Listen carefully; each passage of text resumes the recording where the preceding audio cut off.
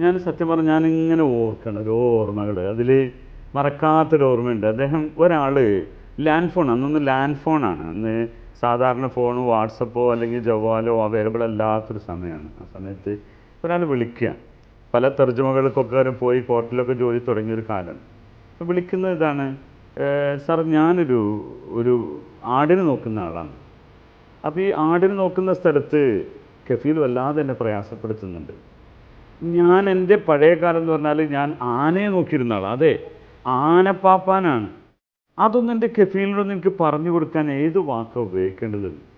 അപ്പം ഞാൻ പറഞ്ഞു അത്. എന്നിട്ട് പക്ഷേ നിങ്ങൾ എന്താ ചെയ്തതെന്ന് ചോദിച്ചു. അദ്ദേഹം ആനനെ വരച്ചു കൊടുത്തിട്ട് ഇങ്ങോട്ട് പറഞ്ഞു, ഷൂ ആന ആതാന്നൊക്കെ പറയുന്നുണ്ട്, പക്ഷെ അതൊന്നും അല്ലല്ലോ പറയേണ്ടത്. അപ്പം അദ്ദേഹത്തോട് പറഞ്ഞു ഒരു കാര്യം ചെയ്യാം, അനക്കിൻത്ത് റായിൽ ഫീൽ എന്ന് പറയൂ എന്ന് പറഞ്ഞു. അനക്കിൻത്ത് റായിൽ ഫീൽ അദ്ദേഹം കഫീലിനോട് പറയാണ്. ആ സമയത്ത് ആ കഫീലിന് തന്നെ ഫോൺ കൊടുത്തു എന്നാണ് എനിക്ക് ഓർമ്മ ഉള്ളത്.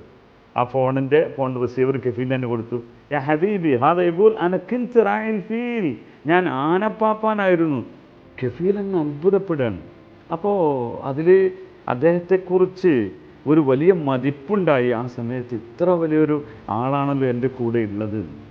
ഇതൊക്കെ എത്രയോ അനുഭവങ്ങളിൽ ഒന്ന് മാത്രമാണ്. അങ്ങനെ അറബി അറിയാത്തതിൻ്റെ പേരിൽ പ്രയാസപ്പെട്ട വിഷമിക്കുന്ന ആളുകൾക്ക് എന്തുമാത്രം അനുഭവങ്ങൾ അവരുമായി പങ്കുവെക്കാനുണ്ട്. സാർ നമുക്ക് പിന്നീട് അതുമായി ബന്ധപ്പെട്ട കാര്യങ്ങൾ കൊടുക്കും.